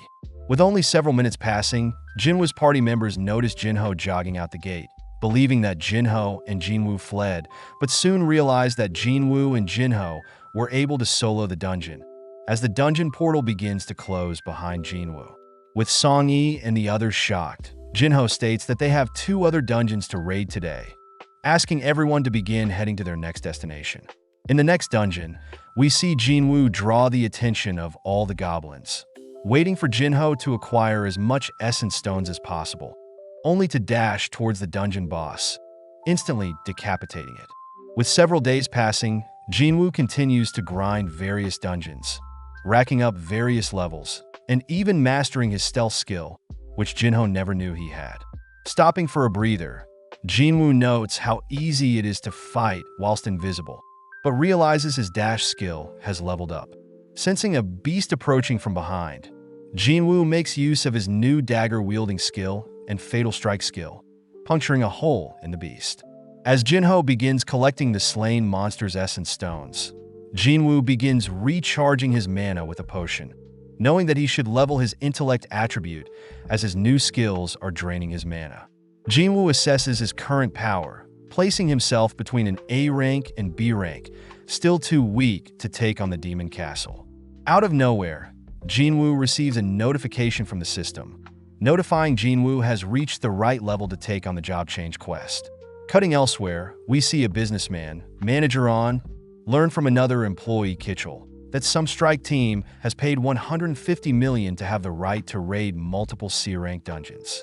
Looking into the raid team, On is shocked to hear the son of the Eugene Construction Company doing something so reckless, but realizes that Sung Jinwoo is part of the strike force, curious as to whether Jinwoo is hiding something. As Jinwoo and Jinho finish up another dungeon, we see on reveal to Kitchell that Jinwoo is quite suspicious, having participated in 3 calamities and survived them all. First was the double dungeon, second was Hwang Dong-suk's Hunter Strike team, and finally was Kong Tae-shik's murder attempt. With all this in mind, On deduces that Jinwoo is reawakened, heading off to gather more intel on Jinwoo. As On and Kitchell head to Jinwoo's current location, they are both shocked to see several of Jinwoo's party lazing around in front of a dungeon portal. Chatting with Songi, On deduces that Jinho and Jinwoo are taking on the dungeons alone, shocked that he may have discovered something very valuable, quickly leaving for now. As Jinho and Jinwoo appear from the portal, Jinwoo apologizes as he's busy tomorrow, asking Jinho if they can delay their upcoming dungeon raids by a day, but at the same time we see someone listening in on Jinwoo's conversation. Elsewhere, we see a massive distorted flame slowly transforming into a huge ant, all whilst a man stands before the ant. Out of nowhere, we see the man helplessly watch as a woman gets devoured, but we suddenly cut to Choi waking up from a nightmare.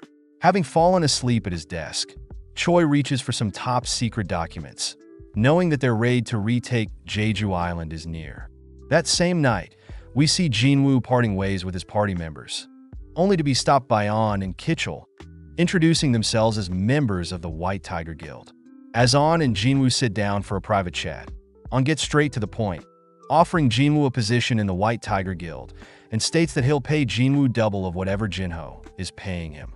Believing that Jinwoo has no reason to turn down the offer, On is shocked upon hearing that Jinho is paying Jinwoo $30 billion, noting that the White Tiger Guild is valued at around $50 billion altogether. Jinwoo states that he has proof of such an offer from Jinho, but seeing On's flabbergasted face, Jinwoo takes his leave.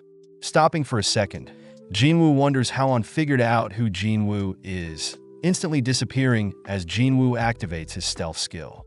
Slicing On's face, Jinwoo gets On to apologize for snooping around Jinwoo's past, having been searching for rookie hunters to add to their guild, and stumbled upon Jinho and Jinwoo through their recent absurd dungeon raids. With Jinwoo ordering On to not turn around, On adds that only he and Kitchell know about Jinwoo's secret, promising to keep Jinwoo's secret for now. Satisfied, Jinwoo disables his stealth skill, apologizing for taking on the C-rank dungeons, but offers to sell On 3 dungeons for 300 million apiece. On states that C-rank dungeons yield around only 200 million, which Jinwoo had been waiting for, agreeing to sell On the 3 dungeons for 200 million apiece. Having officialized their agreement with a handshake, Jinwoo feeds on a healing potion, heading off and reiterating that On is to not betray him. The next day, Jinho confirms that On did indeed transfer the 600 million, amazed that Jinwoo was able to sell the dungeons that were about to expire. As for On, we see him realize that Jinwoo had scammed him, as all of the C-rank dungeons are now selling from 70 million apiece, impressing On as Jinwoo outwitted him. Out of nowhere, Jinwoo texts On, stating that they are now even for On spying on Jinwoo, which On ultimately admits to, calling it a win now that he has Jinwoo's phone number. At the same time, Jinwoo is seen driving off into the mountains, seemingly focused on this job change quest. With Jinwoo heading into a random, isolated forest, Jinwoo pulls up the job-changing quest terminal, remembering that he's faced multiple types of dungeons before, but this job-changing quest has given him time to prepare. Knowing that the only way to get stronger is to take on all the quests granted by the system, Jinwoo accepts, prompting a massive purple portal to begin forming. Just then, Jinwoo realizes that he still needs to do his daily quest, or he'll get penalized, but he'll complete the daily quest when he gets back, heading into the portal. At the same time, we see Jinho sitting at dinner with his father, only for Jinho's older brother, Jin Sung, to arrive. With Jinwoo heading through the halls of the dungeon, he reads that he can't use any potions or his full recoveries and can't leave until he completes the dungeon, meaning Jinwoo will have to be more careful during battle. Hearing something approaching, Jinwoo immediately equips his dagger, spotting an armored knight approaching. Seeing the knight move so slowly, Jinwoo dashes forward, attempting to cut the knight down, but no luck. Switching to defense, Jinwoo blocks the knight's advances, leaping back only to lunge forwards with his fatal strike skill, but his dagger is unable to pierce the knight's armor. Annoyed, Jinwoo continues to weave around the knight, opting to use his sheer strength to tear apart the knight. Having defeated the knight, Jinwoo realizes he's wasted mana, but has no time to think as he senses several other knights approaching. Back with Jinho, we see him ashamed to look at his father, prompting his father to ask Jinsung what starting his guild is like. Smirking, Jinsung reveals that although he's failed to recruit hunters in their country, Jinsung states that he has begun negotiations with hunters from Europe and the Middle East. Turning to Jinho, Jinsung says he knows Jinho is working on something on his own, but warns Jinho to not interfere with hunters Jinsung is talking to. Looking down, Jinho thinks about how he has a trump card, choosing to keep Jinwoo's existence a secret for now. Following Jinwoo, he makes use of his raw maneuvers to take apart the knights, noting how he's using a lot of stamina, but suddenly equips his daggers, puncturing the air behind him, revealed to be a stealth assassin. On top of that, Jinwoo dodges an incoming spell, spotting a mage from afar, wondering why the armor from these monsters seemed familiar to Kasakasa's. Seeing a variation of monster attack, Jinwoo begins assessing the situation, noting that knights need to be defeated with strength, assassins need to be detected, and the long-ranged attackers need to be avoided with agility. Seeing as he doesn't have long-ranged attacks of his own, Jinwoo wonders how he'll defeat the mages and archers. Spotting his fatigue hits 65 already, but at the same time we see Choi and his guild head out to somewhere. With Jinwoo able to overcome this wave of knights, Jinwoo slurps down water, checking out the item drops from the knights, simultaneously equipping different pieces of items. Jinwoo is amazed that the armor can become invisible whilst also not restricting any of his movements. Checking his stats and the loot he gathered, Jinwoo knows that he's getting stronger, choosing to wait and recover from his fatigue, only to head deeper into the dungeon. In front of a large set of doors, Jinwoo pries the doors open, feeling a chilling breeze brush down his spine. Continuing into the next room, Jinwoo stands before a throne room, taking a battle stance as he spots a red knight appear, reminding him of what fear felt like. Seeing the knight commander, Igris the Bloodred's title is red, Jinwoo knows he'll have a rough time, shocked to see Igris appear right in front of him. Barely able to block Igris's blade, Jinwoo is sent flying across the room, all whilst Igris continues to pursue Jinwoo, dicing everything in its way. Going on the offense, Jinwoo notes how monstrously quick Igris is, choosing to overpower Igris. But Igris meets Jinwoo's dagger, infusing its blade with electricity when Jinwoo gets close. Deducing that Igris is as quick as himself, Jinwoo knows that Igris is far more stronger and durable than himself, choosing to unequip his daggers and use his bare fist to break through. Surprisingly, Igris tosses his weapons aside, choosing to fight chivalrously. Elsewhere, we see Jinchul greeting Go Gunhee, both remarking that a big event is finally starting.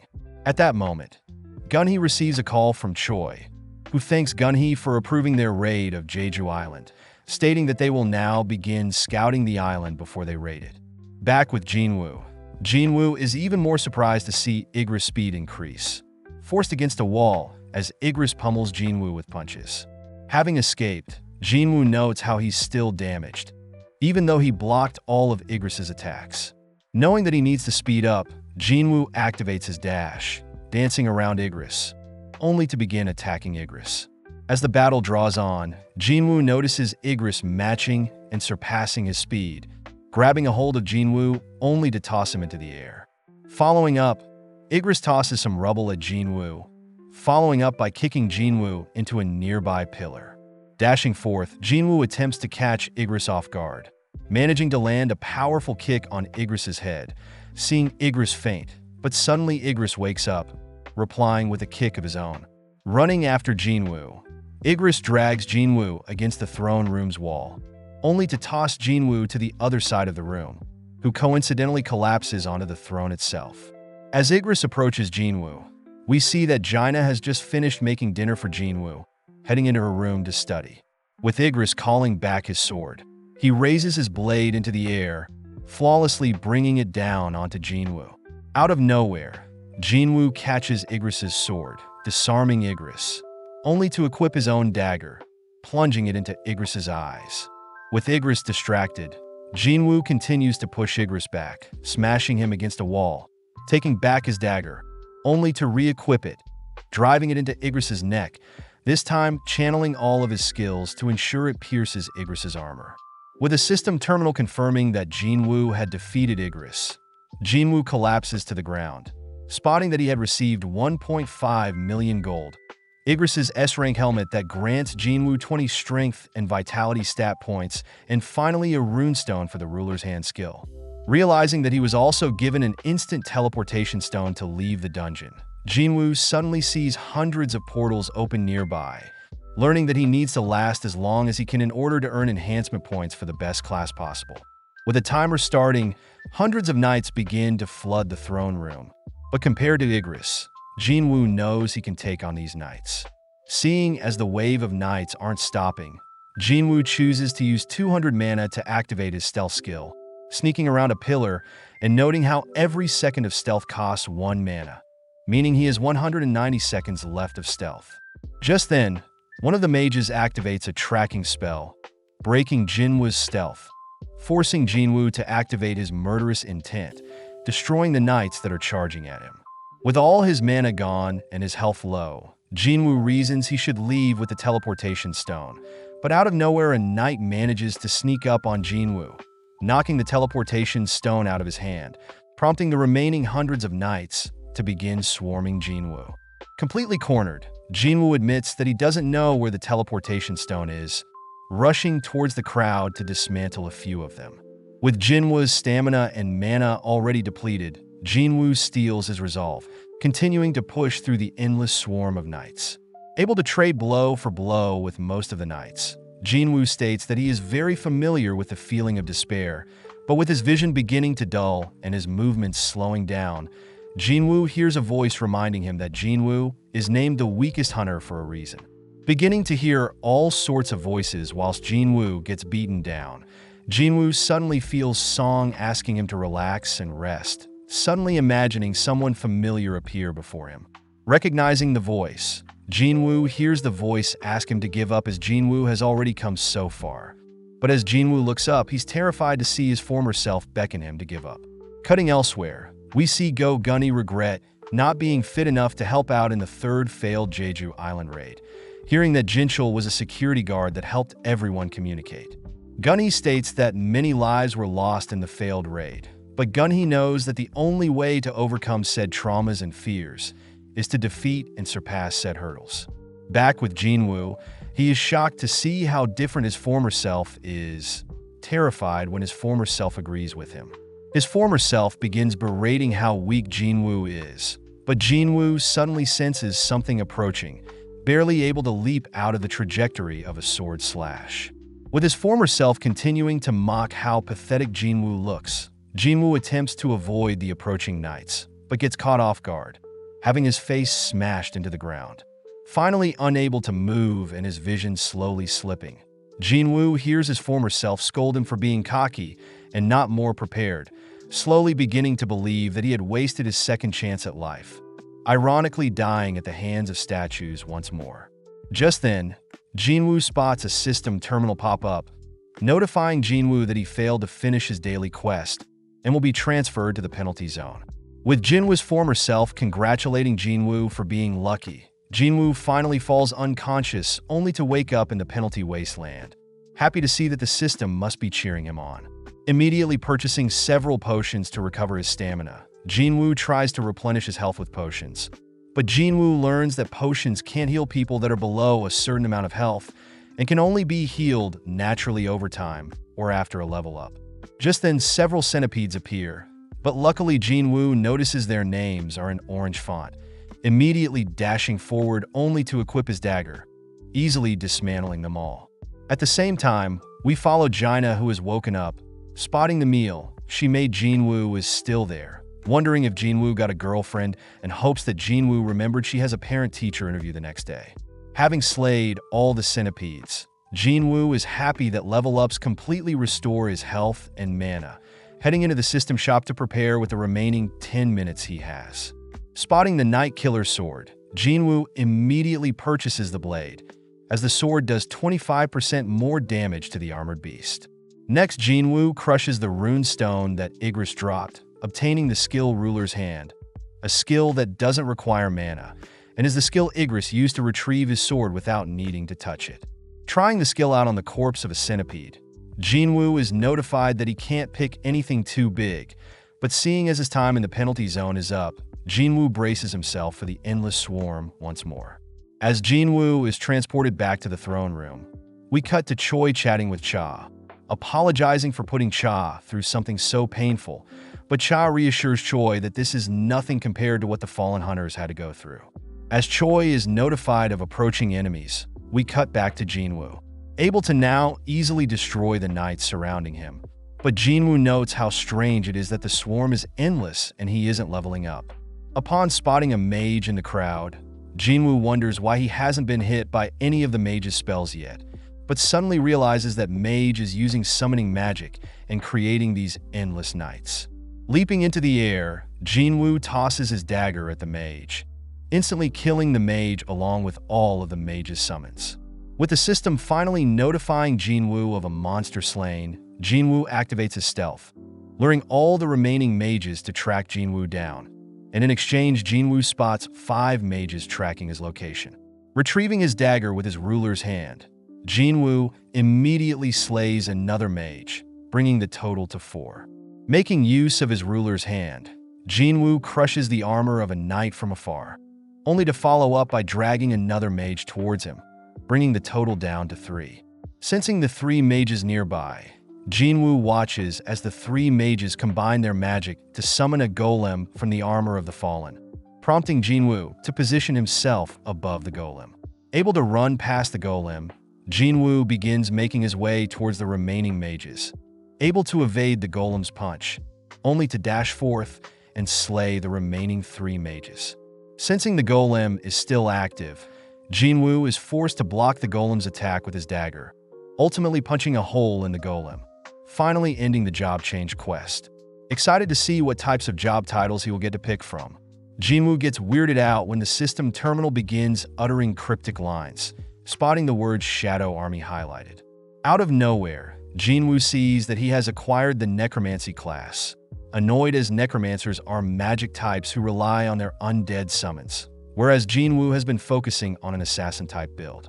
Fearing that he'll have to switch to a more passive role, Jinwoo chooses to deny the Necromancer role, but the system terminal reveals that the Necromancer role is a hidden class, giving Jinwoo another chance to reconsider.